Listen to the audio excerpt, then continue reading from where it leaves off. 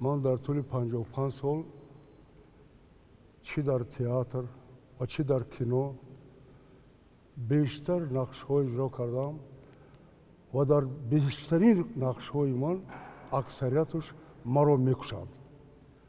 مرا در آنجا یا با یگان طرز دیگر با طرز دیگر.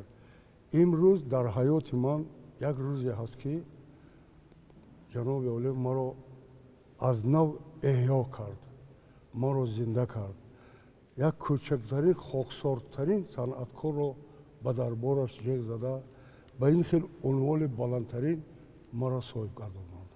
از زمین تا آسمان من به این کس تشکر میگویم. الها در بالای سرمان امام رحمان صحت سلامت باشد.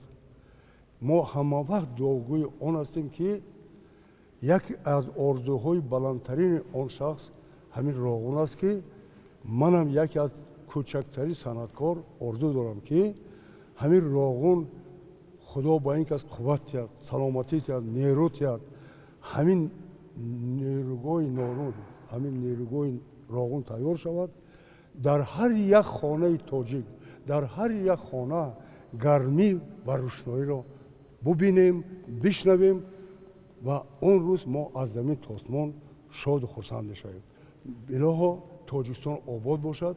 در تاجیکستان همه وقت آسمان صاف، همه وقت صلح و وحدت باشد.